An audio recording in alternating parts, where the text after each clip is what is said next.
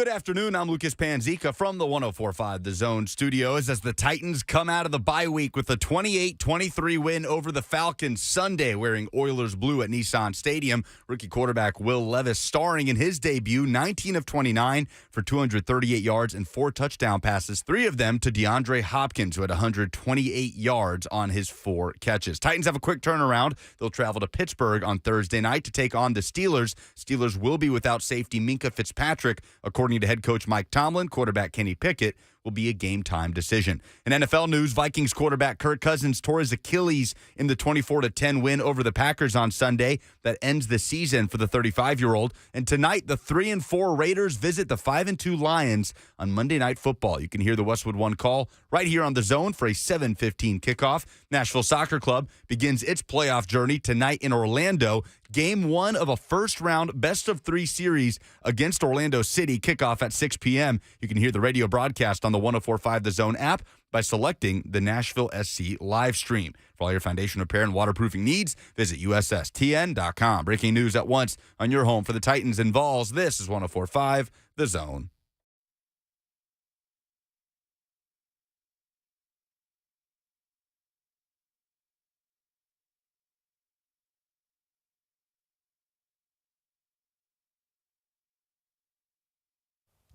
Let's do this Monday. Blaine and Mickey, man, coming at you from Bowling Green, Kentucky today. My once upon a time hometown back in my TV days. Always good to get back up here and hopefully see some familiar faces today. We're hanging out at a new place, though. It's D-Bat. Now, for all you baseball crazed people out there, D-Bat, an amazing place. Batting cages and baseball lessons and camps and clinics. If you're into baseball, this is your spot. So today we're in Bowling Green, 542 Three Springs Road, Bowling Green, Kentucky. They're doing all kinds of cool promos. 3HL is going to be here later. If you come out in a costume, you can use the cages free tonight. Best costume is going to win 3-month platinum membership. They've got some food and some candy and some games. And don't forget, you can always watch baseball on TV here, maybe while the kids are doing a little hitting and a little practicing. So going to be an awesome day here today. You can check them out at dbatbowlinggreen.com. So all of our Kentucky or maybe northern Tennessee listeners can jump up here and check this out. But they're about to open a second location in Murfreesboro. So Middle Tennessee listeners, you're looking for a place to get some hits in, some baseball work. Now that the weather is, well, let's just say not too nice outside, this is the spot to do it. So go to dbatbowlinggreen.com and you can get some information about that. And Blaine Bishop, it's a cool place. And we always talk about Victory Monday. We got a Victory Monday on our hands here after, man, what a performance by Will Levis and the Titans yesterday in front of the home crowd in the Oiler uniforms. Yeah, well, let's first start off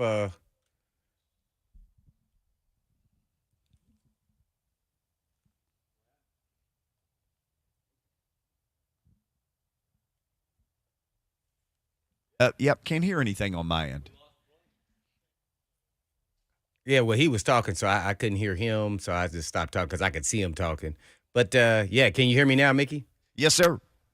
Yeah, it was one of those, the alumni weekend was awesome, man, and just to see the Oiler uniforms, it kind of, I felt like I was Mickey in that I didn't think anything of it, but once I saw him in the uniforms, I got jacked up. I got chill bumps. I couldn't believe it. It really surprised me with that kind of feeling inside with the team who actually drafted me, the Oilers, and see those uniforms. So that was really unique. And then for them to come out and play the way that they did, and Will Levis, man, what can you say about that performance? And oh, by the way, let's not expect that he's going to perform like this every time.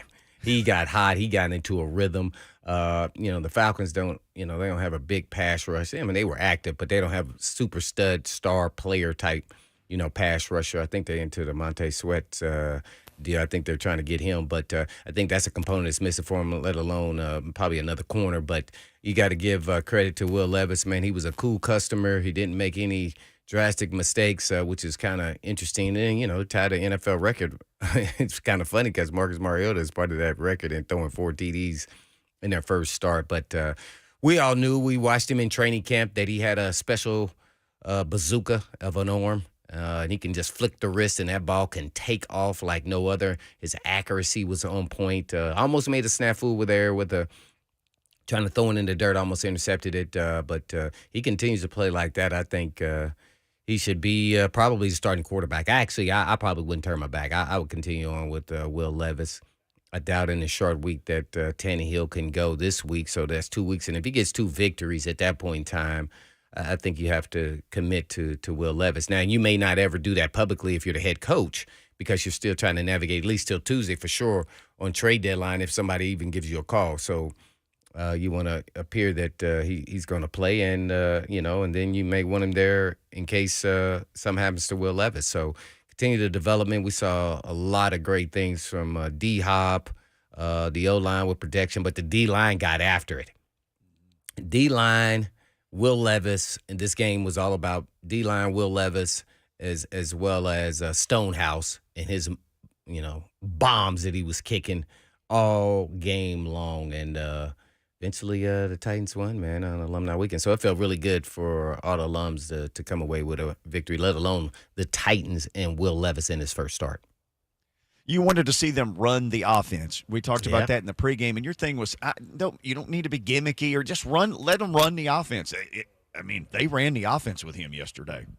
Yeah, I was super excited that they just took the handcuffs off and just said, hey, go.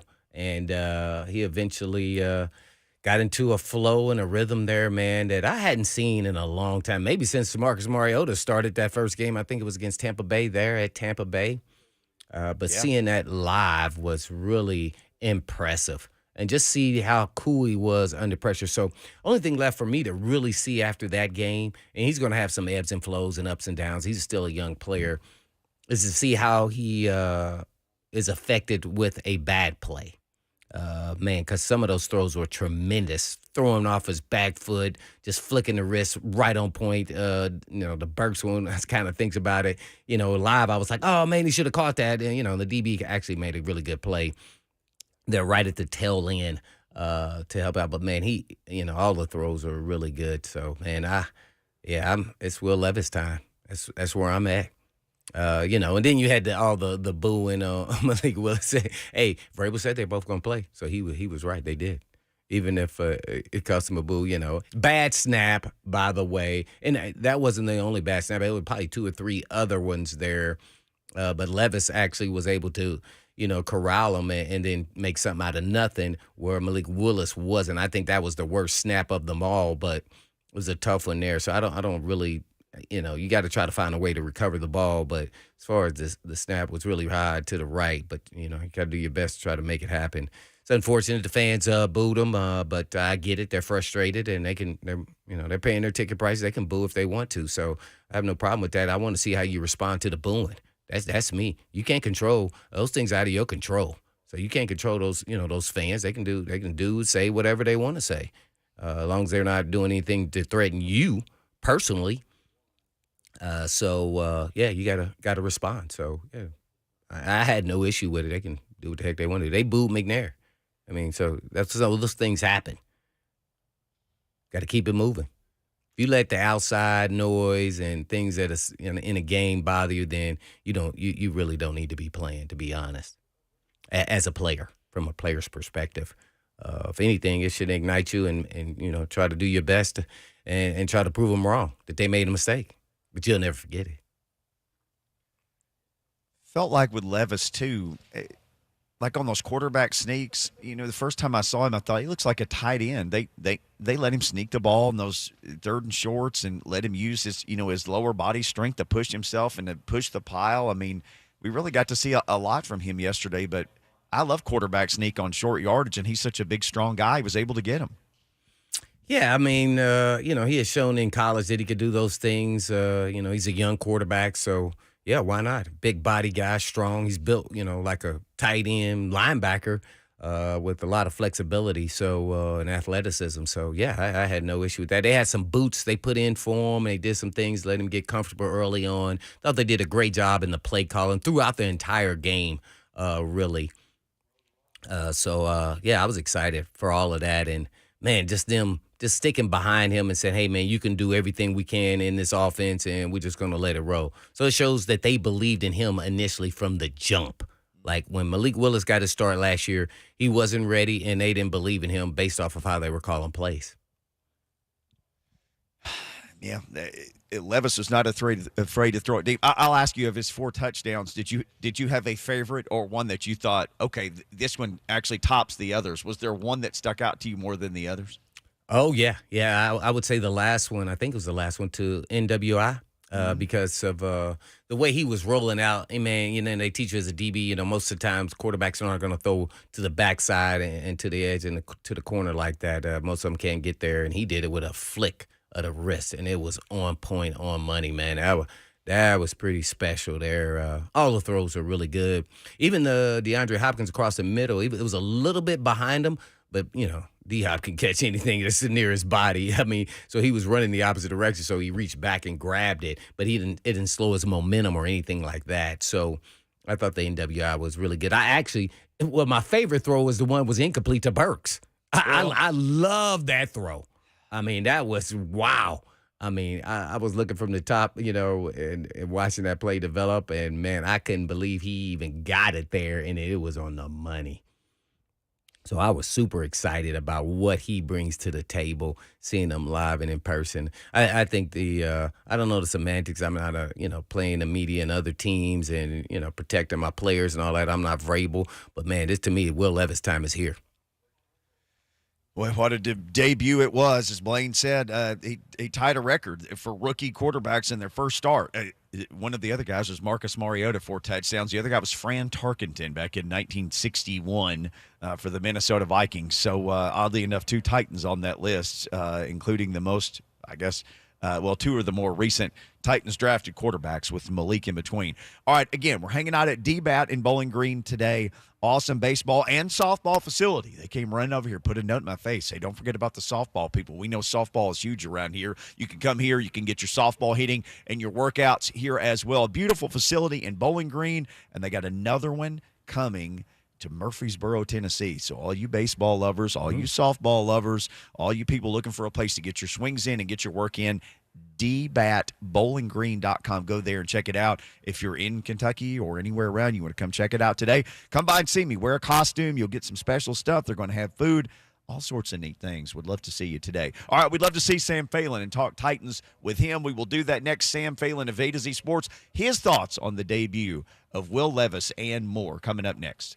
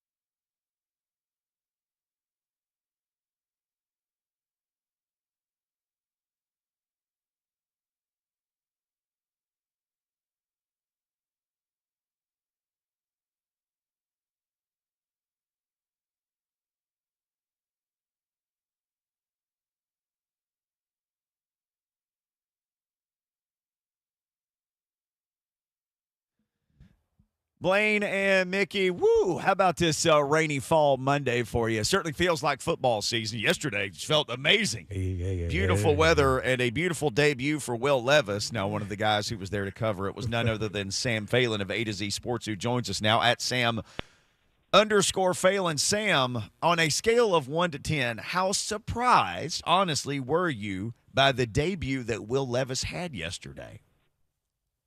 Oh, man. I'll give it a 5. I'll give it a 5. Out of 5? Monday. Or a 10? Listen, guys, nobody saw 4 touchdowns coming. No, I didn't see 4 touchdowns coming. Blew me away. I have been a Will Levis supporter over the last few months and was kind of excited to see how that arm talent would look in this offense with some of his ability. I mean, that thing clicked better than I think anybody could have seen coming here. So certainly a level of surprise, but not all that shocked that, the Titans offense looked okay with him under center. Blaine has really made some points about Tim Kelly's offense and liking how it looks, and they've had opportunities. I'll ask you, do you think yesterday was how this thing is supposed to look? Because not only did Will Levis have a good day, there were no long runs for Derrick Henry, but he piled up 100-plus rushing yards.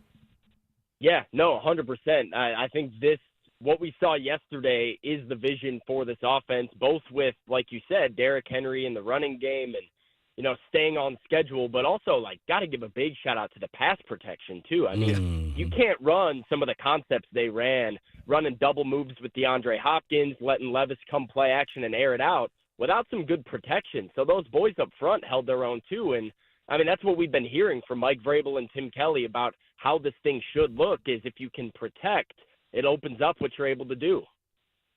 Sam Phalen opening up what he's able to do on A to Z Sports and joining us right now on Blaine and Mickey to talk about the big Titans win yesterday. Well, I guess, to touch on a little bit more on D-Hop and everybody saying, he can't beat people deep and all those things. So what did you think about his performance with Will Levis with some fantastic throws, not just to D-Hop, but to NWI, as well as I love the throw. Mickey asked me the question, what was the best throw? Well, it was one that was incomplete to Burks. That was I think I really like that one the best. I have to go with NWI's just because he threw it across his body, and he just did it with such ease with the flick of the wrist. It is insane, I guess, basically that too. Combining words of what he looked like out there. And we got to know it's going to be some up and down, but, man, his arm talent definitely showed out, man. But what did you think about D-Hop? Yeah, I think you are absolutely correct, by the way. The one throw that made me just straight up go, wow, in the press box was that incomplete ball to Treylon Burks, where I'm like, oh, Will's in trouble. Next thing you know, it's 30 yards down the field in a bucket right to his wide receiver. Fell incomplete, but it shows you what he's able to do. DeAndre Hopkins, he's been very quietly just going about his business, doing his thing. He knows how to get on the same page with his quarterbacks, specifically young quarterbacks, in a hurry. He's been doing this and played with a lot of rookies throughout his entire career. I was kind of surprised to see how much the Titans used him as that vertical threat, because I think coming into the year, the thought process was, okay, Treylon Burks is your deep threat. Chris Moore can be a deep threat. Hopkins is going to be your possession guy and your third down guy. They kind of abandoned that thought process with him a lot yesterday, and you saw them just cutting him loose, giving him one-on-one matchups with a pretty slow safety, giving him opportunities to, accelerate and create separation down the field. And, I mean, as good as it comes. We knew it was coming, and he just explodes, and I feel like DeAndre knew it was coming too. He's been, taking his victory laps the last 24 hours or so on Twitter. No doubt about it. Now, naturally, the big conversation, I guess maybe in a negative light, even in a big win, was the boos of Malik Willis. What did you think of that? Yeah, so two sides of it. So was it Malik Willis they were booing, though? I mean, I don't know. It is. So Titans fans have made this argument online when they got some backlash for it, saying, oh, well, we weren't booing Malik. We were just booing the decision to put Malik in the football game. That's still booing Malik. There's no difference there. So, the fact that you're booing the fact that he's playing means you're booing him. I do think Titans fans have a right to boo. I understand why they're frustrated. My personal opinion, I think the game plan that the Titans went out there with to run occasional plays with a different quarterback was dumb.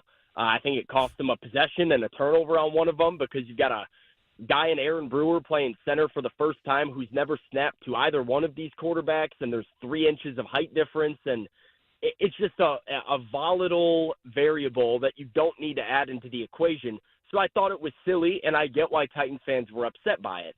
But you also have to look at Derrick Henry, Will Levis, DeAndre Hopkins, and everybody else speaking out and say, your job as a teammate is to support and back your teammates. So I don't have a problem with the Titans, saying, hey, that's not okay. That's good for the locker room. And if the Titans need to create a vibe of, hey, it's everybody against us, and if that's what Malik needs to have a little chip on his shoulder, I'm all for that. But, yeah, if you're upset, go ahead and boo. I don't have an issue with fans booing. Yeah, no doubt about it.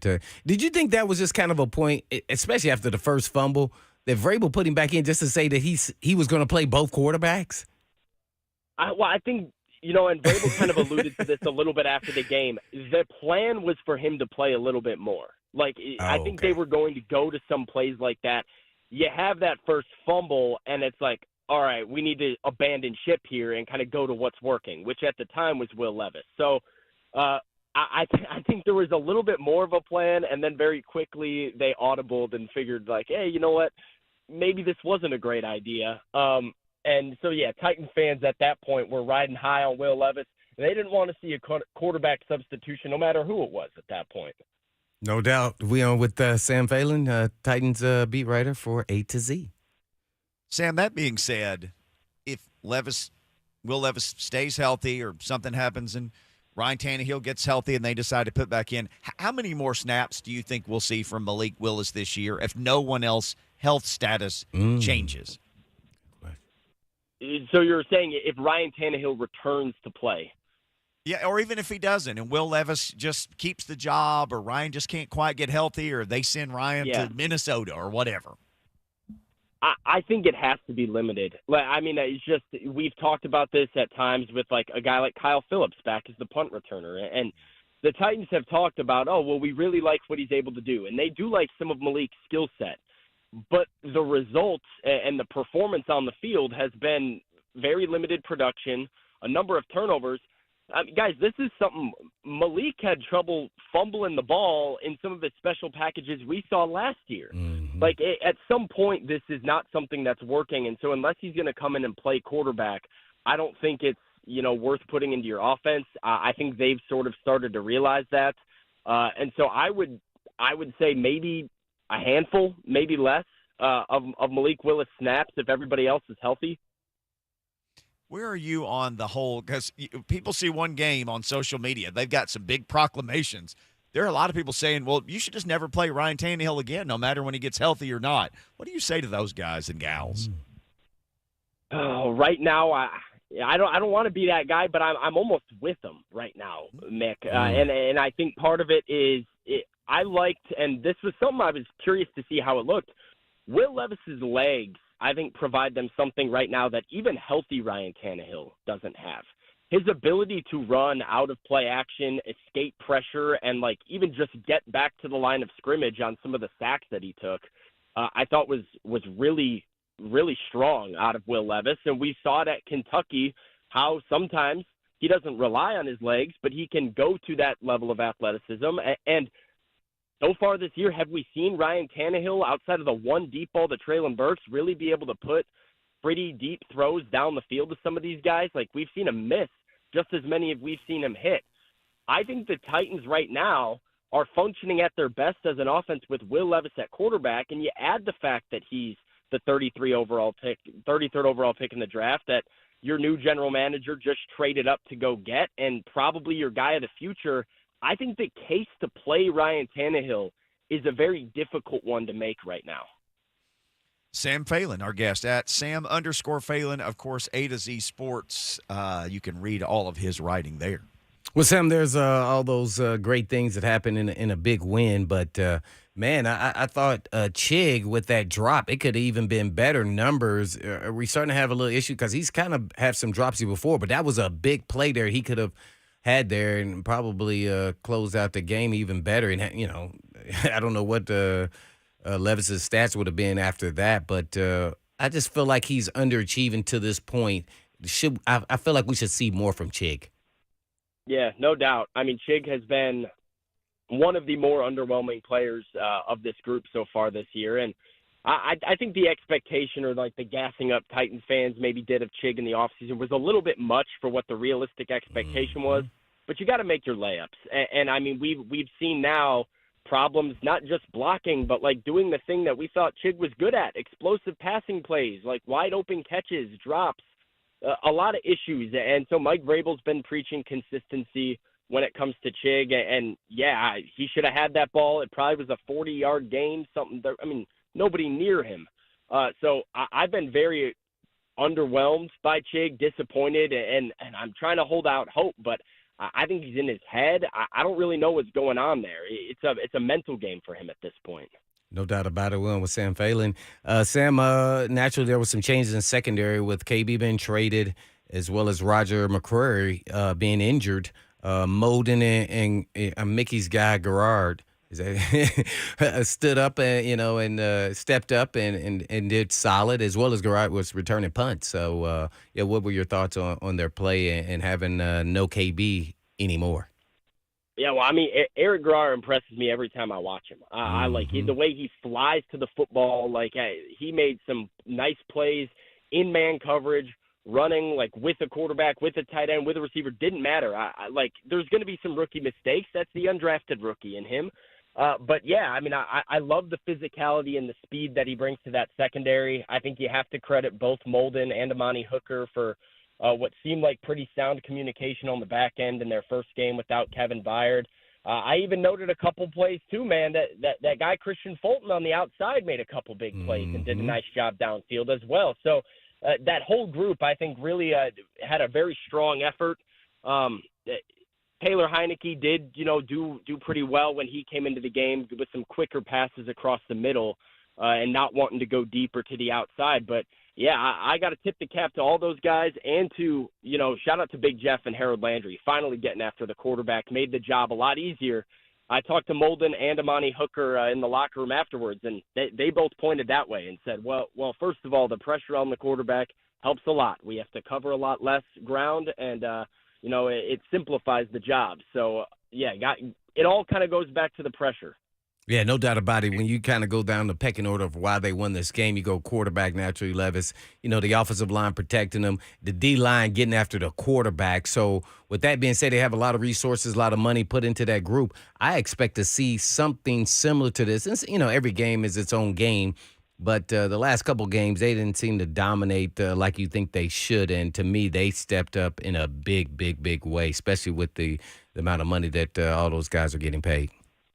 Yeah, well, you mentioned on offense, right? Like that's what it's supposed to look like.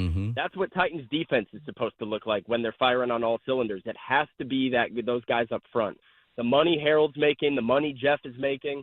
They went out and they added Arden in free agency. They put a lot of resources into that D-line, like you said. I mean, it has to be a 5, 6, 7 pressure type of day. You have to speed up these quarterbacks to not only get sacks, but create some turnovers. And we didn't see an interception, but we did see the strip sack fumble from Jeffrey Simmons on Desmond Ridder. We saw that, it knocked Desmond Ridder out of the game at one point and made them go to the backup quarterback. Like, good things happen for defenses when you can pressure. And the Titans are not built to, cover for a long time. They don't have, the best linebacker core, even though I do like Azeez Al-Shire a whole lot. Their best players are on the defensive line, and if those guys are getting the job done, things are going to go well. No doubt about it. One thing I noticed, and I don't know if it's because it was the Falcons and they had better protection. It seems like they had deeper drops for Will Levis. It seemed that way. I didn't go back and watch it that way, but I felt like they had 5- and 7-step drops where he could then really see the field and let his arm strength really be evident and get the ball down the football field. Did you see it that way, or was it just me just kind of feeling that that's what happened? I do see that kind of when you bring that up out of some of those play actions. I felt like he was dropping pretty deep on some of the play actions that he was throwing. I didn't notice it as much with a drop back passer passing sets that he took. But yeah, maybe some of that is due to his arm strength, right? I mean, if he can take an extra 5 yards back in his drop and you trust his arm strength to fit the ball in the tight window and or get it downfield, right? If you're taking a deep shot. then maybe it's a little bit of extra time that you need on the protection. I'd be interested in, talking about that with Tim Kelly and looking at some of the coaching tape. And last thing for me, after this performance, now the Titans are 3-4. Do you think they're out of the trade market, or I know it's only 24 hours left or so, but are they still kind of seeing what's out there for them if somebody comes with the right deal? I think if somebody comes with the right deal, I think they would still make a deal. I don't get the impression that the record or the result of Sunday's game had a huge implication on what they want to do. I think that, if you're a good good general manager, you kind of have to look at the reality of your situation when it comes to expiring contracts, where you're at in the standings right now, and you have to make decisions that are best for your organization long term. Will that suitor come to the Titans with that right deal to make them make a move? I don't know. We'll have to wait and see, but I don't think that just because you're at 3-4 and you had a good game with a rookie quarterback that you now, change what you were thinking about doing coming into the weekend. There you have it. Sam Phalen, Titans beat writer and reporter for A to Z. So, Sam, the Titans only win when they play at Nissan Stadium, and they have only not win when they go to other places. So how do they get a win in one of the hardest places to play? Blaine had to go to this house of horrors in Pittsburgh where it's loud and crazy and cold and everything else. Well, I think number one is kind of the thing that we were just talking about, which is that defensive line, because is Kenny Pickett going to play? Maybe not. It might be Mitch Trubisky season in Pittsburgh. That's music to Titans fans' ears.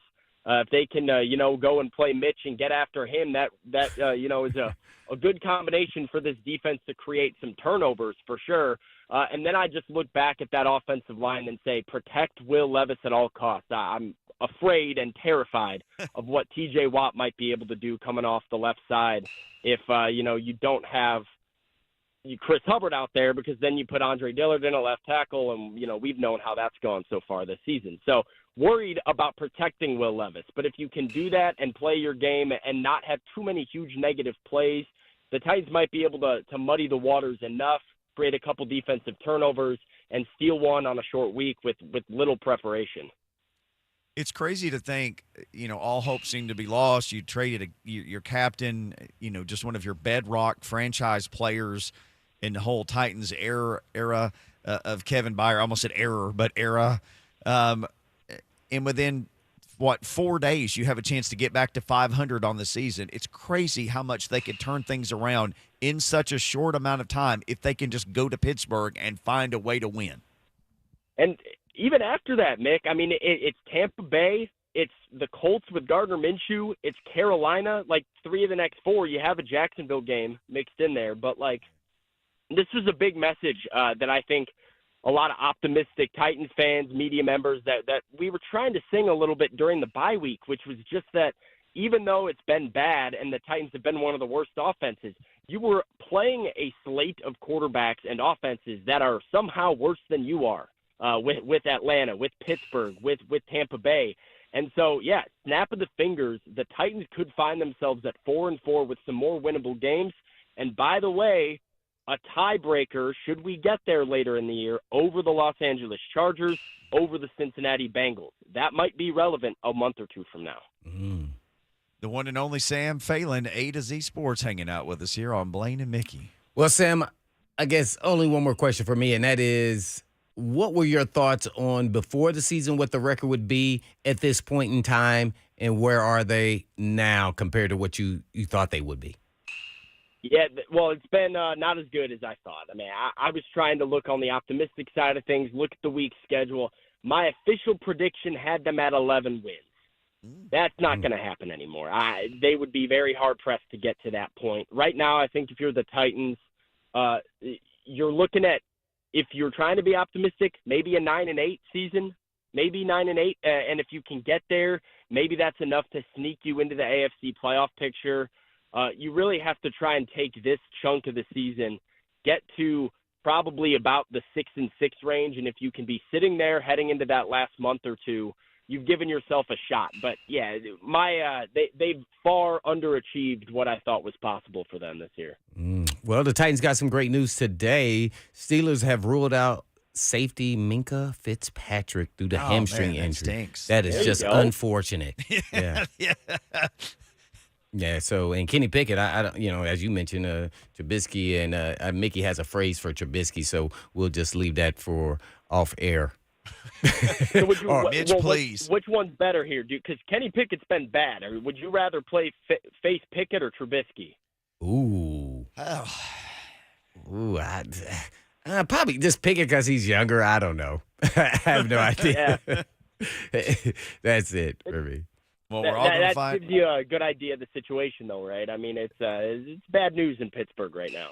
Yeah. Well, got to find a place to keep old Watt blocked. Yeah. They got to do Pittsburgh double defense. tight ends, and they got to do everything they can. Do not come out there, Vrabel and staff, with the game plan you had against Cleveland. Sorry, Yeah. of Myles Garrett, and don't do Fair that. enough. Sam, fantastic stuff. Good seeing you at the stadium in one of our few home game stretches that we've had here. Sam_Phalen on Twitter, A to Z Sports. You can read about him there, Sam. Thanks for the time, man. We'll catch you up again soon. Yeah, you hit out the park, All Sam. right. Thanks, fellas. Be Yes, safe. sir. All right, when we come back, here's what we'll do. I want to talk a little bit about this offensive line stuff because Dillard wound up playing yesterday more snaps at left tackle than NPF did because of the timing and how things went down. Also, we got Ding Dong of the Week coming up in hour number 2. You got a Ding Dong, you want to jump in the conversation, 615-737-1045. You want to talk about Will Levis? I think Buck and Lucas were letting people apologize for bad-mouthing him earlier. You want to crow because you thought he would be great? Whatever you want to do. Phone lines will be open. We can take calls for the rest of the show. We'd love to hear from you on this Victory Monday. He was a kitty cat. Yeah, he was.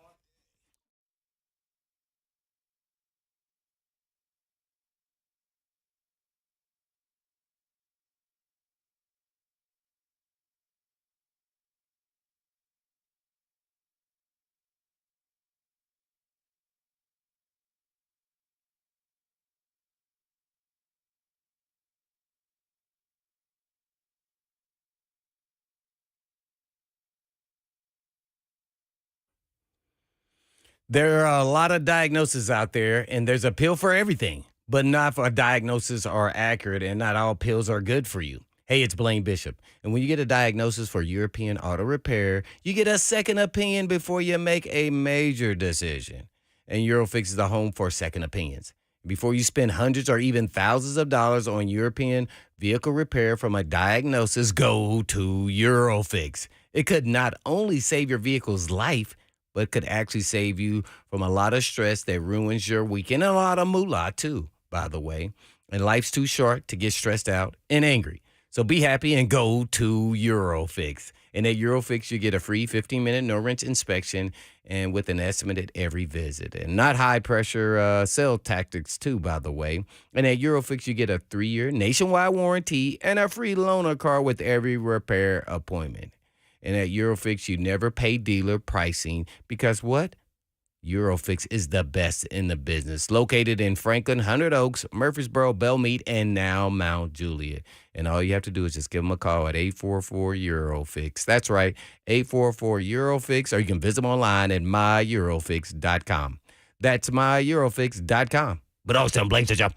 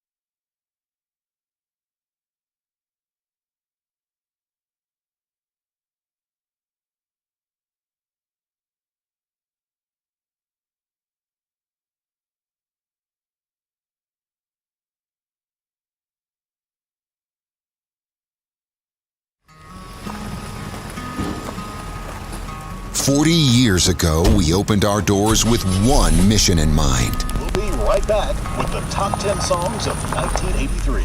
To sell quality American-made vehicles at a fair price. You have arrived. And we've loved every minute of the ride.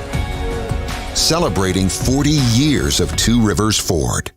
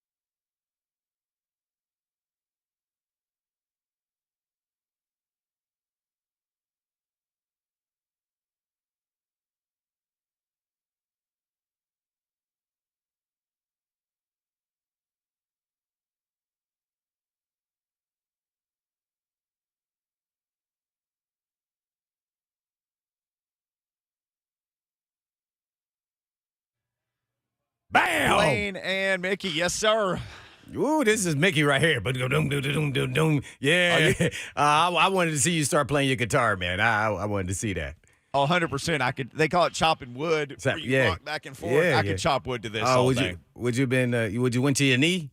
Oh, sure, man. Put my foot up on the monitor, so I can really get in my rock poses 100%. That's what you're talking about right there.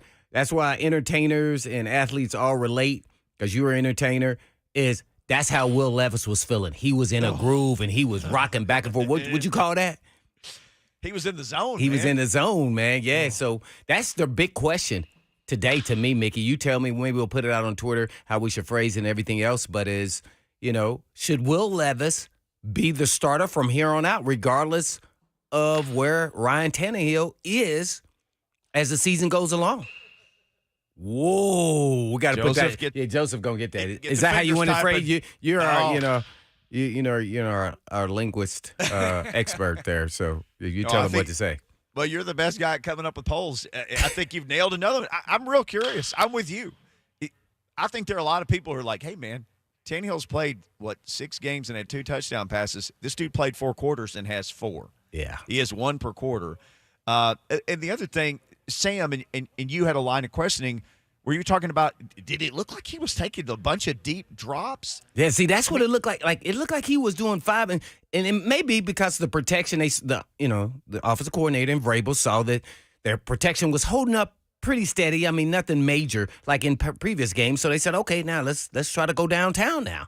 Yep. And get some deeper drops. Or was it just Levis and Tannehill wouldn't do that because he felt like he had to get rid of the ball sooner than later and didn't have opportunities to really throw deep, or he would only have an opportunity to throw deep if he did a short drop, and so he could let it go because his arm maybe is not is quite as strong as Will Levis, So that's kind of interesting to see. I don't know. I'm having to go back and really watch, but that's how I felt watching the game.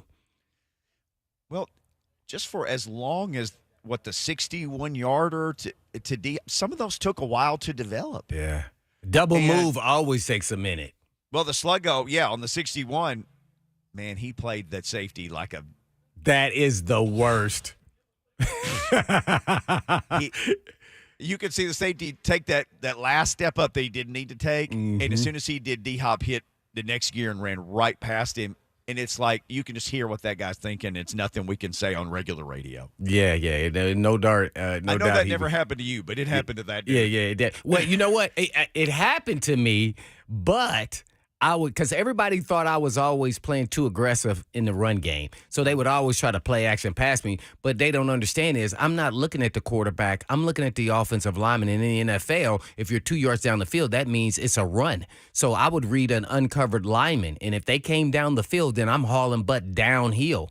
If they don't, even if I take one false step, I can still get back to my coverage and still be where I needed to be. On the double moves, always tough. And that happened to me actually in the the Ravens game, and you see me recover because of a late throw by Dilfer, and I forgot the wide receiver's name. It was with the Denver Broncos most of the time. The slot guy was with the Colts and the Broncos. I got to make a play on the ball with no vision. I played eyes, hands, and then you go play through the hands. And then I got up and tried to do Ray Lewis's dance, but I couldn't do it. So I just gave it to Michael Jackson. Hee. I remember plays like that because you always feel like you're vulnerable to certain things, and if they double move you, you got to stay on top, and I did not, so I had to haul. But I was supposed to have help over the top, but I didn't. But but nobody cares about that if I would have got toasted. We were sitting in the press box yesterday, and I saw you, then I didn't see you, then I saw you. I knew you were making your rounds because you had all your guys there that you never get to see. But at one point, there's a pile up, and Hubbard gets up kind of slow, and you said, because you said last week, I don't think we'll see Dillard again unless he plays left tackle. I said, so he's not the swing guy, and you said they may make him the swing guy, right? But you said, I think he is only a left tackle. Well, your premonition came true because Hubbard went out, and NPF just walks down to the other end of the line. Here comes Dillard's big butt off the bench right to the left tackle spot.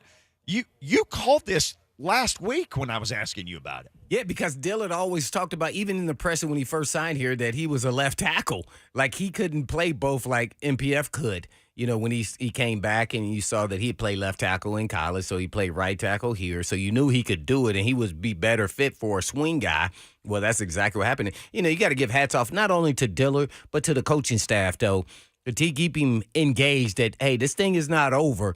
Just stay ready. There's going to be an opportunity. Maybe not this game, but you never know. And it was. And he held up. I mean, you know, so I don't think the Falcons' pass rush from the outside they played a lot better ones. I think they were just good.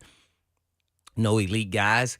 So I think that helped out a lot. But he seemed to be very active and physical, much more physical than I'd seen him before, especially in the pass game. I mean, yeah, Levis got sacked twice. He got hit a handful of times. One of the sacks he just took instead of throwing the ball away so the clock would keep running. I thought that was a smart move. Yeah, no doubt. Oh, gosh. I don't know if he was thinking that instead of throwing the ball, but he might have. Either way. But it worked out in his favor. It did. It worked out fine, and I'm sure he'll tell everybody, oh, no, 100% I knew what I was doing. I mean, I knew I had to eat that one to let the clock keep running, make him call a timeout. All right, we got to call a timeout when we come back. Hour number 2. So if you're on the phone, hold. We'll start taking calls. When we come back, we want to hear from you. What'd you think about Levis? What'd you think about the Titans? Should they still be active at the trade deadline? Because don't forget, tomorrow is trick or treat. Do the Titans fans get tricks or treats? All that's coming up. Also, remember, DBAT in Bowling Green. You can come by here and visit today at dbatbowlinggreen.com.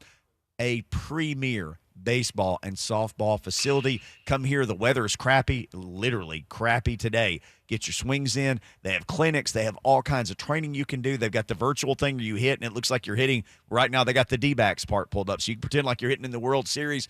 Great place for your kids. This facility is in Bowling Green. You come here and visit us today, or they're building one in Murfreesboro, Middle Tennessee peeps. You will want to see this and join up when you get the chance. Hour number 2 coming up next. Your phone calls on Blaine and Mickey.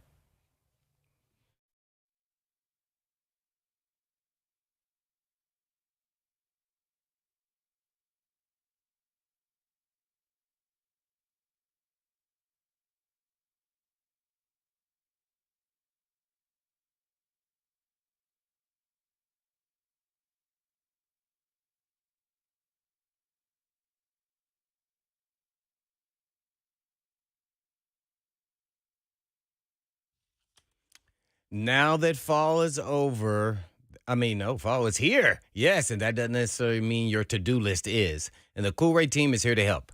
And they'll waive the service fee if your visit requires a repair. And having a plumbing problem that's popped up out of nowhere? Well, their plumbing team has you covered. Have an electrical issue you've been putting off? Well, the electrical team at Cool Rate can be there for you as well. And, of course, if you have an HVAC unit that's starting to struggle and put along, you can repair that all while waiving the service fee. And you can still save up to $1,250 on brand new Tempstar home comfort systems. Plus, they boost the 10-year parts and labor warranty on new Tempstar home comfort systems. So schedule your next visit online at coolray.com. No phone call, no wait, no worries. You pick the date and time that works for you. That's coolray.com. Untitled.com.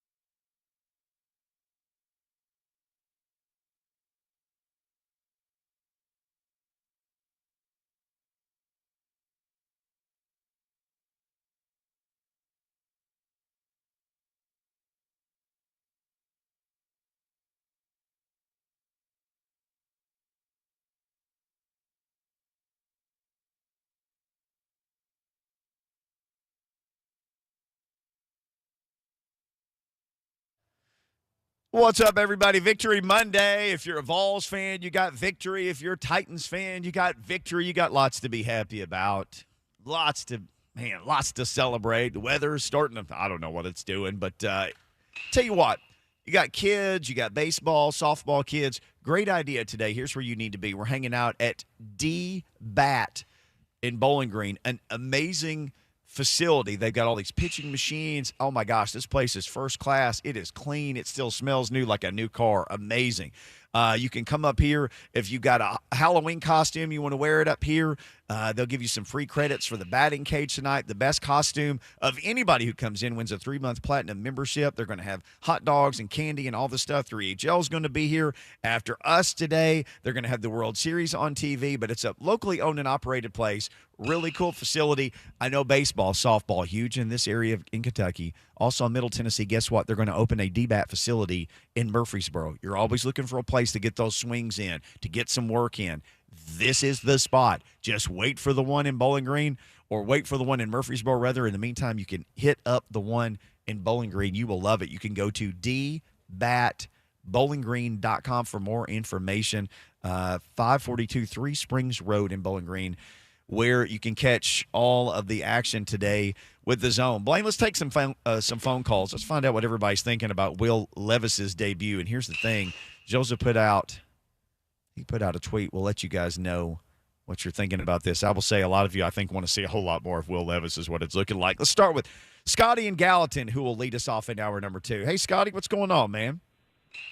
Hey, appreciate the phone call. I think Levis needed to stay there until he proves he's not supposed to be there. My next fair question enough. Blaine, is I have never in my 55 years seen a roughing the passer when the quarterback still had the ball in his hand and the offensive lineman on top of it. Was this in the Titans game? Yeah. Oh, I missed that. You recall that play? Yeah, that happened. I think it might have been Taylor Heineke there in that fourth quarter. It was later in the game. I'm pretty sure Desmond Ridder was out by then. But the Titans were flagged for a roughing the passer that moved the chains. I think they went down and scored on the same drive. I'm not 100% sure. Can't think off the top of my head, but it did happen, yeah. Who was it on? What player for the Titans? So maybe that'll help me recall. Was it Alshire when he hit him in the head a little bit? Yeah, that's what it was. So Taylor Heineke, it was Taylor Heineke. I think he took it and he ducked, because he knew he was going to take the sack. Oh, His yeah, head went down and Alshire came in and made contact. Oh, well, he was saying somebody was laying on top of somebody, so that's why I was confused. Yeah, that was not that was horrible. That was a horrible call to me, but, the letter of the rule is you can't do anything above, and hit the head. I think you got to have some common sense to you and say that didn't really affect, that wasn't intentional like that. It was in passing. That wasn't a flagrant foul. I thought it was a bad call, too. Watt hit Trevor Lawrence in the head just the same way yesterday. No call. Nothing. Nope. I think they know who are star players. Yeah. I mean, guys at the NFL market because of their, their play and their big name player. I think they get away with stuff because I thought it was egregious. You see it? Yeah. So here on the game log, it was in the fourth quarter.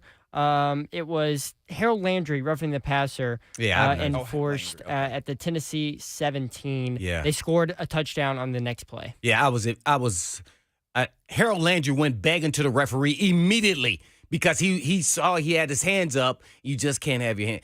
I thought it was a bang play and it shouldn't have been called, but it was. You ultimately you got to say you can't have your hands, by the quarterback's head. But man, I didn't think that was a good call. I mean, he was pleading because he saw the referee grabbing the flag before it was thrown. Harold Landry went right to him. No, that was not the case. Boom. Better watch out, man. The referees might have threw it and hit you in the eye. Man, we saw that once before. Well, it goes back to what you said. Use common sense. Use common sense on all of it. Just use common sense, right? Yeah. Common sense. That's a touchy one there, man. I noticed Stonehouse got hit a couple times yesterday. Yeah, after he punted. Yep. Mm-hmm. Yeah. As I'm saying, but it wasn't, it wasn't a quarterback. No. Yeah, he's definitely He's just, a he is a punter. punter. Susie checking in from Chattanooga. Man, Blaine loves Chattanooga. That's his second home right now. Yeah, What do you Chattanooga got going choo-choo. on, Susie?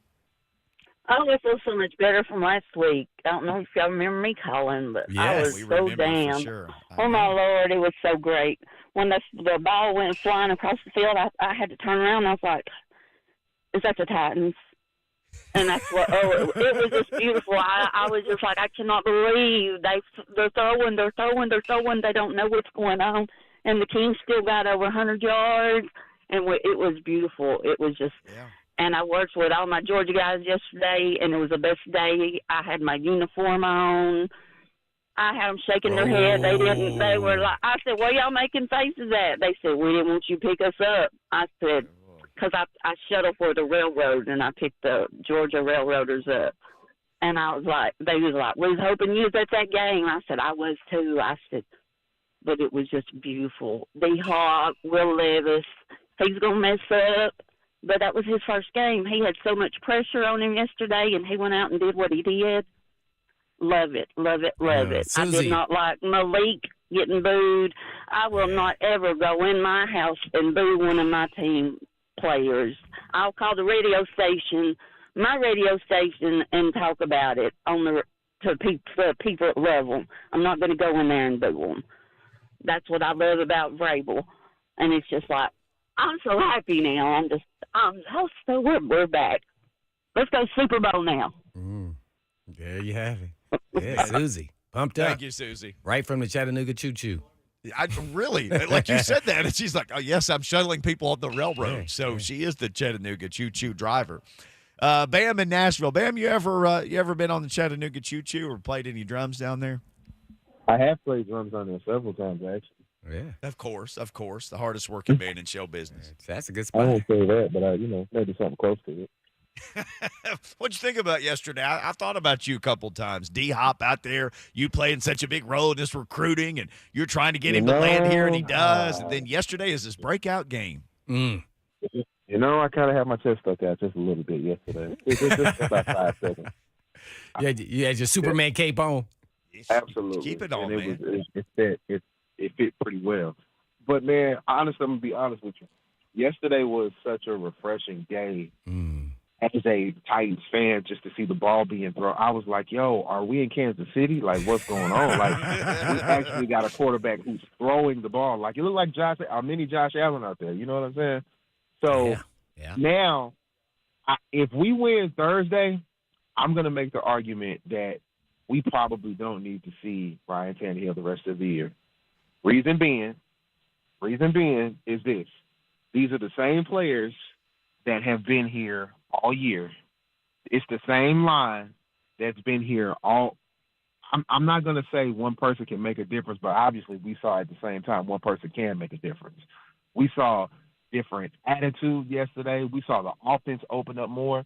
We saw some of the same plays, and some of the same, I ain't going to say same throws because there was a lot of different throws, but it's like D-Hop was actually able to do what we known him to do and what we brought him to do. Derek looked like Derek without, busting a big run, but everything was working together like cohesively with the same parts that have been here all year. So that'll make you kind of scratch your head and be like, it was a different energy in the building. It was a different vibe. It was a different, people were excited. So it's kind of like, if he keeps this up, and now the hopes for the season aren't dead yet either. So it's a whole different thing now, man. And it's kind of like, Blaine, I know you got a question, Blaine. Go ahead. No, I was going to ask you that you kind of answered it. Do you stick with Will Levis the rest of the year? And, pretty much answered it. I think you have to, man, because, if he can keep building chemistry with, if him and Traylon can get on the same sheet, if him and D-Hop can, keep creating magic, him and Chris Moore, if he keeps establishing this connection with those guys, why do you interrupt the flow of what's going on? And we went from mediocre to almost good yesterday. You kind of know what you're going to get from Tannehill. And now you don't know what Tannehill's mental status is as far as like, okay, that I don't think he'll have the same command anymore for some reason, man. It looked like a totally different offense yesterday. It really did. Yeah. I mean, how many plays have you seen Tannehill throw down the field like that? This man had 4 touchdowns. I don't know, man. I don't know how you come back. Bam, the throw that the hitman liked the best yesterday wasn't even a touchdown. It was the throw to Burks. Ain't that crazy? Yeah. Ain't that crazy? Yeah, There's boy, another he one. flicked that wrist and that ball took off. I'm like, man, he didn't even follow through. He didn't even step into it. Exactly. So what I'm saying is there's a whole different level of things now that you have to that we really have to take into consideration. If we win Thursday, I'm telling you, if we win Thursday, that changed the whole trajectory around this whole thing. Yeah. Because at this point, now you're going to see Will Levis versus Trevor Lawrence. These matches, we'll be able to actually, to me, we'll be able to compete. We'll be able to put points up quicker. I mean, that play the NWI, I was looking for them to get a few yards. Now they actually got 40 yards and a touchdown. We're scoring like Miami and how Kansas City did yesterday. We're actually putting up points. Yeah. That's a big difference in Ryan getting over 16, 17 points. You just made me think of this question, Bam.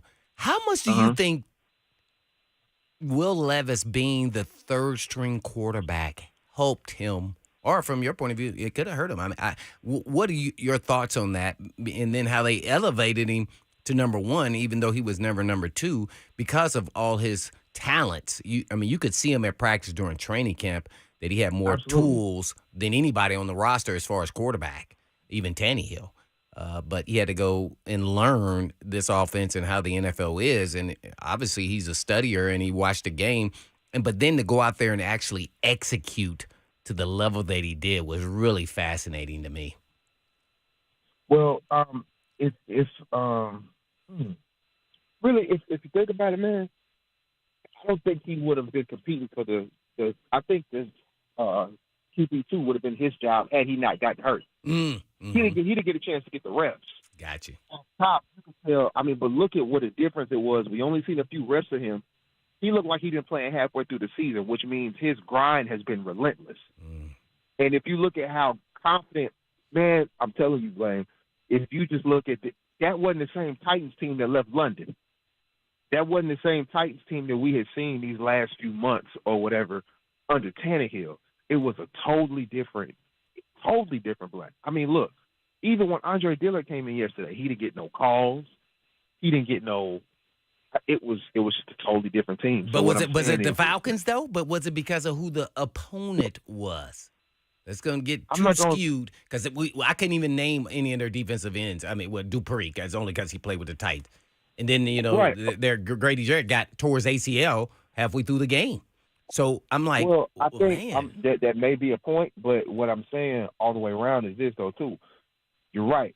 They may not have the names of that, but what our offense was producing even with that, I mean, now they know going against T.J. Watt, they have to be quicker. It's a whole lot more that has to happen. So whether it was a bad defense, whether it was a mediocre defense, it was a defense that still was obviously top 10 in the NFL. You know what I'm saying? Yeah, no doubt. Yeah, to your point, man. Now, great points there, Bam. We got to go to break, man, but I appreciate your dialogue, man. Good stuff. All good, bro. Sure. Always good catching up with Bam, the D-Hop recruiting service. All right, we come back. It's time for Ding Dong of the Week. You need to get your Ding Dongs lined up. Lots of Ding Dong candidates from the sports world will get yours. Drop one in the F&M Bank chat. Drop one on the phone. We got other people, Blaine, who just want to talk about Levis. 615-737-1045. We'll take those calls, too. Ding Dong of the Week coming up next.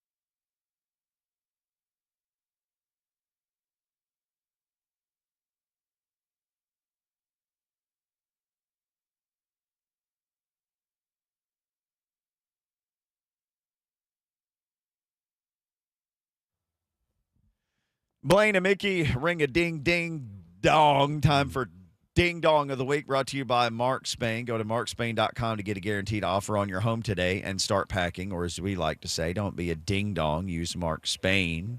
Also, don't be a ding dong. Come by D-Bat in Bowling Green, this amazing baseball and softball facility where you can come and get your game on, man.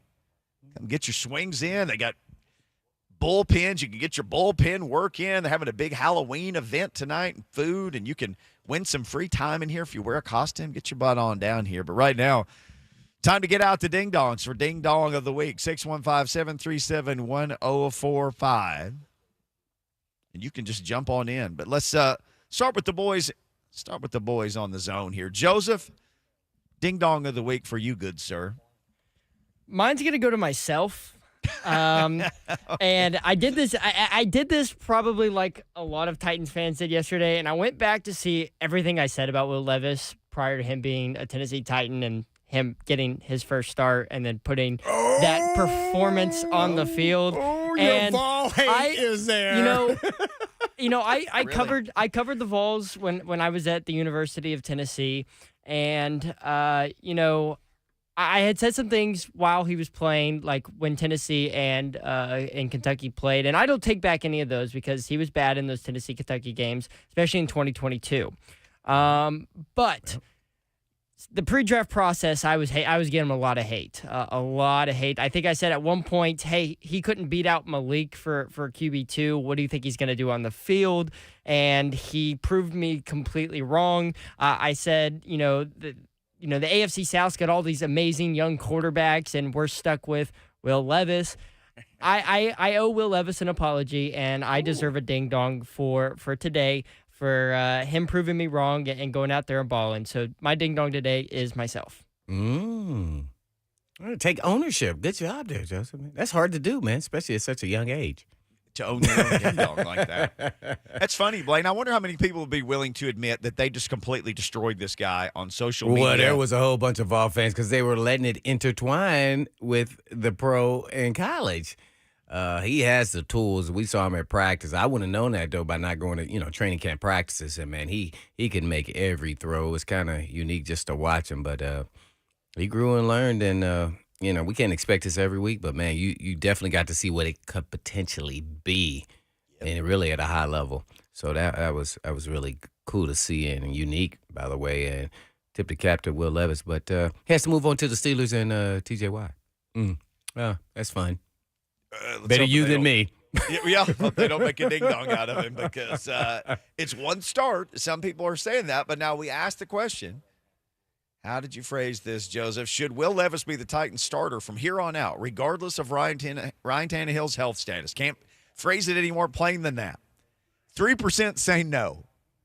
17% say, I'm going to wait for Thursday Night Football, then I'll decide. Ooh. Gentlemen, 80% of people are ready to turn the page. 80%. You can't get 80% of people to agree on anything. Oh, my. Like if you said it's chocolate good, I don't know if you could get 80% of people to agree on that. 80% have checked in on this so far and say, yeah, go ahead, man, flip it. Oh, flick of the wrist, man, but that throw, like you said, just flick the wrist on over to Levis full time. All right. Wait, you ready? You ready for my ding dong? Give it to us. You ready, Joseph? Hit it. Oh, no. The Star Spangled Banner performed tonight by 6-time Grammy Award-nominated rapper and artist Flava Flav.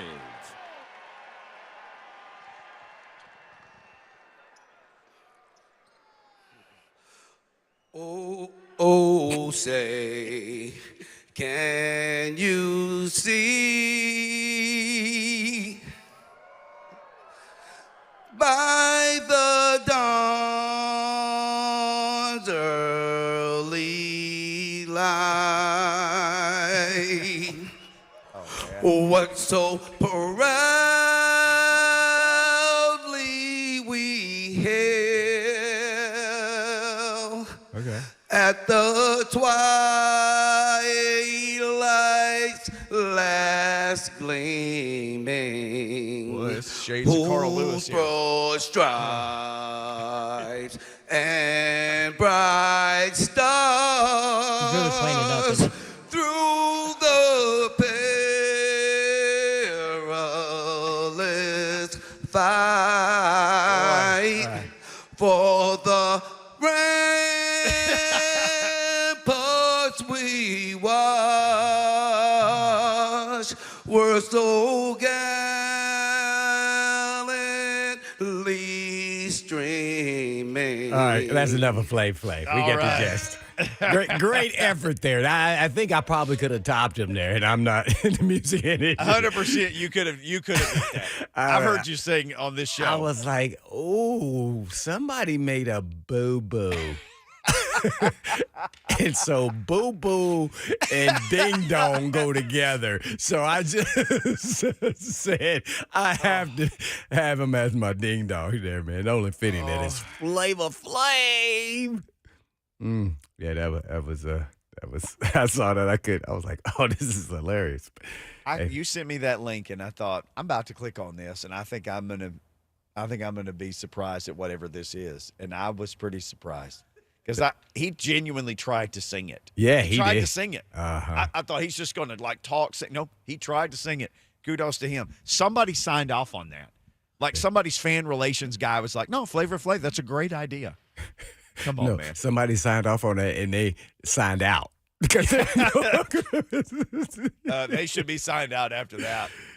All right, we got some ding-dongs here as well as some Levis chatter here. So let's get David in Nashville. David, where are you on the Flavor Flav ding-dong anthem? Is that the greatest anthem you've ever heard? David, you there? David, Nashville. Hello, David. Hello. Yes, sir. You're on, David. Oh, no. My name's Isaac, not David. I'm sorry. Okay. Wow. We've got somewhere from Isaac to David. Either way, Isaac, David, let's hear what you got, man. I think I can top Flavor Flav right now. So as you all know, okay, the Titans right now are on a roll for ruining Vegas, and right now they definitely have ruined Houston. As you all know, there's a Houston football team down there that tried to do like a tribute with the Oilers theme as well with the colors. Yeah, and come to Houston find out, Cougars, yeah.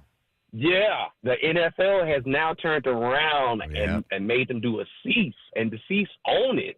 And so I'm just like, hey, this is a great week for me. When I just knew that Kevin Byard had crushed my heart, and I was like, all right, we're going to a 15. We're getting a top pick. We turn around. We throw Mr. Mayo Man in the game. He throws 4 touchdowns. He gets the stadium jumping. Mayo. And then I wake up and see that the NFL is like, hey, Houston, stop that. No. The originators are in Nashville. It's okay. Just come to Nashville if you want some of this greatness. Ooh. Yeah, that was, I have to applaud. Great point there. As we hadn't brought it up yet, they gave him a cease desist order from the NFL. Not actually, who's, the brand over the Titans, of course, and all the NFL teams. But the Titans didn't do it. The NFL did. And those, they didn't use an oil derrick. It had like Houston or whatever on the side of the helmet. Yeah. But the jerseys looked like the jerseys. The stripes were the same. The stripes on the jerseys were the same. I mean, I thought those things were so clean when I saw them. And they was sweet. You weren't thinking, Amy's going to call the NFL and say, hey, did you see these jerseys? Yeah, somebody called somebody real quick. I don't know all the laws and all that, so I have no idea. But they did look sweet, though. But they didn't look as sweet as those jerseys they had on Sunday there at Nissan Stadium, though. Woo, that was nice. I got chill bumps. I really did. I had no idea that was going to happen either. I told you, man. Those things are just special. Those are the best uniforms in all football. I truly believe that. They're better than the creamsicle Bucks. They're better than the Kelly Green Eagles, and I love those. And I love the Patriot hiking the ball lane. You know me. I love uniforms. Yeah. The Oiler uniforms are the best. And seeing them again yesterday, it's like, boy, it's a shame we only going to get to see them every once in a while because they were glorious. So they're wearing them again this season, correct? Yeah, one more time. Against the Texans, or no? Is that CJ at home? He is nodding vigorously. He At says home. Yes, Mhm. yes. Yeah. Ooh, that's going to be big. Let's get X in Lebanon. X has a ding dong for us. Elon Musk, how you doing? Yes, the owner of X. How y'all doing today, guys? We're doing great. My ding dong goes to, and I include myself in this, all the Tennessee fans that don't like, not say don't like Will Levis, but have something against Will Levis because he played for the for the Wildcats. the dude played. To me, I'm part of that 8%.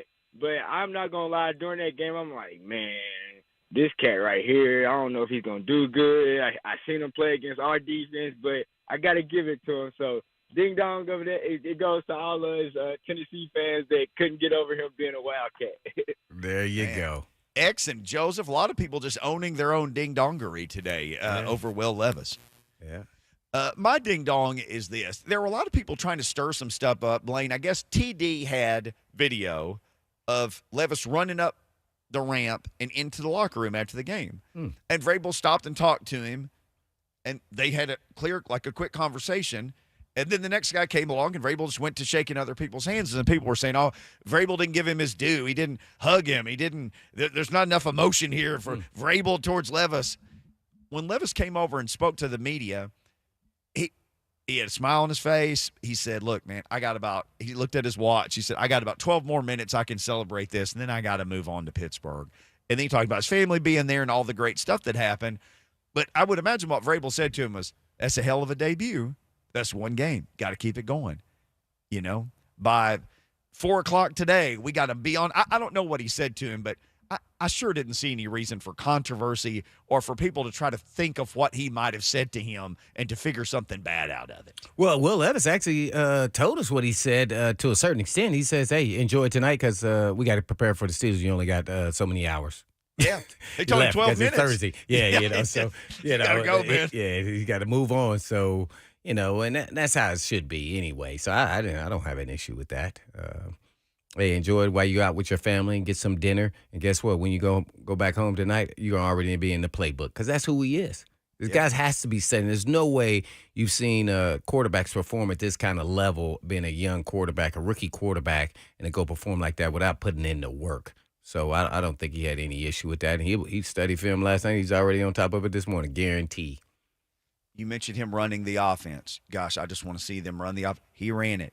Like he was calm. He was calm in the pocket. He kept his eyes down the field. You can see him going through his reads because he's very deliberate with his motions. Oh yeah, I love his little shoulder, little twitch he does sometimes, trying to fake out to and try to get the free safety to move out the middle. And that helped him. A couple of those D-hop long passes. That's a vet move right there, by the way. You're the one who told me about shoulder movements. Yeah. Everybody say, "Oh, look at the eyes of the quarterback." Man, if I'm 40 yards away, you think I can see his freaking eyes? You got to be kidding me. Here's all these guys out here coaching and players. You read the quarterback's shoulders. That takes you, because without his shoulders, he can't throw that direction. It's easy. Trust me. I try to see his eyes like, oh, man, I got laser beam eyes. I got that surgery on my eyes, but I can't see his eyeballs. I can think where I may think he's looking. But no, when you that far away, you got to read his shoulders. So that was a vet move there with his little torque. He turns his shoulders because as soon as you turn, a lot of safety, especially myself, would have taken off right then. And then he goes, nope, I'm throwing right here on the seam. He ain't. Yep. So that was pretty. That's what I'm saying. This guy is polished, pro-style quarterback. He gets it. May not play as well as he played in that game, but, man, he's going to be all right. He's a franchise quarterback. It's time to move. It's time to move on. Let's take one more ding-dong call from Jesse in Springfield, then we'll come back and take these Levis calls. Hey, Jesse. Hey, how's it going? Good. Good. My ding-dong of the week would go to Beth Mullins. Calling the Cumberland River the Columbia River. Oh, yeah. She made a snafu. She did a ding-dong. She called Derrick Henry D-hop on a carry. And I'm like, it together. Well, we all have a tough day in this business, but you heard that, Mickey? She called Derrick Henry D-hop. I missed it. I have not had a chance to rewatch the TV copy. She had a couple slip-ups yesterday in terms of calling out calling players different names, and obviously the river was a big one. Oh. She had to practice that because she had to know that. She had to bring that up herself. Right. If you're going to bring up the river, you're bringing up the river. Right. You know the name of it. you know the name of the river. Oh, that's unfortunate. I'm sure she'll get a light fine Exactly, nothing. She'll get coached up. Yeah. She'll get coached up. All right, last segment of this program coming up from DBAT in Bowling Green, dbatbowlinggreen.com. Fantastic baseball training, softball training facility. Just amazing. 3HL is going to be hanging out up here today. Big watch party for the World Series tonight. Costumes, wear your costume. Come and eat and get some candy. Going to be really cool, but it won't be as cool without you here, DBAT in Bowling Green, and one coming soon in Murfreesboro. When we come back, all these Levis calls, we'll get through as many as we can as you talk about the new Titans quarterback to Blaine and Mickey.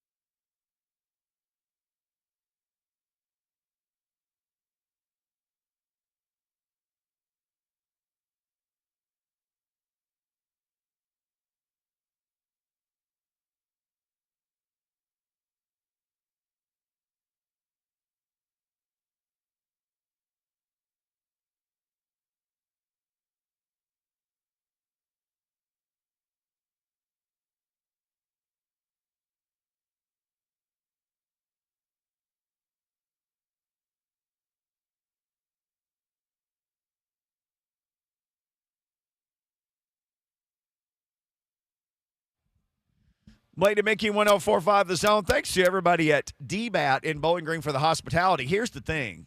This is the nicest baseball facility. Beautiful facility. People have been working out, coming in here, getting their swings in. These pitching machines are like state-of-the-art, automated, amazing. There's a guy working on his pitching now. They've got you can go and hit some of these bullpens. They've got the hit tracks where you can pretend like you're hitting in your favorite stadium. I always go to Busch Stadium and, hit a couple out, hit a couple of dingers because that's the way I roll. But they're going to open in Murfreesboro soon. So come by the one in Bowling Green today. Big World Series party tonight. 3HL is going to be here. Halloween costumes and food, and you can win some free time in the cages. You can do all that. And remember, all you Middle Tennessee baseballers who are looking for a great place to work out, dbatbowlinggreen.com. They said people are already calling from Tennessee trying to reserve time in the facility in Murfreesboro. And if it's anything like this, and it will be because they told me, you will love it. Let's pick up a couple of these Levis calls, Blaine, on the way out. We got Mike in the Borough. Oh, we got Philip in Lebanon wants to talk about Levis. Hey, Philip. Hi, guys. How's it going? Doing great, man. Great. My question is, I noticed like yesterday, Levis threw a lot of like passes behind the line, and he threw a lot of deep bombs where the guys were like pretty much like wide open. I know like his thing coming out of college was he wasn't like much of a medium range passer. So do you think, I don't know, maybe I didn't watch every snap. Maybe you guys saw something that I didn't, but do you think he can get that ball there like an accurate, like in the medium range passes? Because he's going to be needing that quite a bit, come Thursday, because he's not going to have much time to get the ball off, with that Steelers defense. So, I don't know. What do you guys see? That's a good question. Yeah, well, that was one of the issues, him coming out about accuracy, more so on the intermediate routes, because that's what you're going to be throwing much more to his point. I didn't really see anything. I think he will be able to. He threw a couple of dig routes, intermediate, 12 to 15, 12 to 25. I really love the touch pass, too, by the way, to Derrick Henry, where he had to lob it over the top just to a flat route, because if he would have thrown it directly there, it would have got knocked down or intercepted. So that shows you his awareness. So, until he does it, can we say yes? But I want to believe that he can. He showed it in practices, and I don't think he had any issues in this game throwing intermediate. Didn't throw a lot of them, but he definitely threw some. So, yeah. Chuck in Clarksville, Blaine, I think wants to talk about what J.J. Watt. Some people are in their feelings about seeing these Oilers uniforms in Nashville, Tennessee, which they have been worn there before, by the way. But, Chuck, what you got for us, man? Thanks for checking in from Clarks, Vegas. Hey, Mickey, I just want to say to J.J. Watt, barring you coming up with $4 billion and buying the Titans, and then you can decide what to do with the Titans/Oilers jerseys, just I'm going to channel little Jack Nicholson here. I don't care what you think you're entitled to. Get you a lidocaine patch, put it on, sit in your rocker, and shut up. Hey-o, bayo. Yeah, that's a ding-dong. Yeah, he was a ding-dong there. And I guess from his perspective, I think being a Texan, he has to say that. But he understands that, I'm sure. He's a sharp guy that, the ownership left, and they reserved the right to keep the history that they take with them. It doesn't stay in Houston. And that's why the history is with the Tennessee Titans, who are now, used to be the former, Houston Oilers. So. Yeah, it's funny to me how many people from like the Houston area don't understand that the Texans are not the same franchise. Like, I don't think they understand what a franchise is. And they just think because they're in the same city, they get the same rights, which is not necessarily true. Well, a good example is, did this happen before or after, Mick? You probably could tell me. When the Cleveland Browns, that was in 97, or so, somewhere around there, when they left and became the Baltimore Ravens, their history stayed there, so they then recreated the Cleveland Browns, which is different than what the Houston Oilers did. Bud Adams, got all the rights to all the history because this was his baby. This is what he created, and without him, there would have been no NFL. I mean, I'm sitting across from the historian here who knows all about, the Titans and the history of the Oilers when they first created the merger with the National Football League. And in my opinion, not only the Oilers' history stay here and the Titans, but Bud Adams should be in the Hall of Fame. 100%. If Ralph Wilson can be, right? Mm-hmm. And if Lamar Hunt can be, then why isn't all Bud? part of the AFL? Yeah. Well, hopefully he gets his due. It was very cool to see Bud's legacy yesterday that Columbia Blue back on the field and to see the Titans run the offense the way they did and put the ball in the air, score and win. It was a heck of an afternoon. Yeah. Blaine and his teammates all there together. Yeah. Well, watch this. When we go, we always say, in the meantime, in between time. But this time, Mickey, I'm going to say just one or two words. This one was for Bud. We out.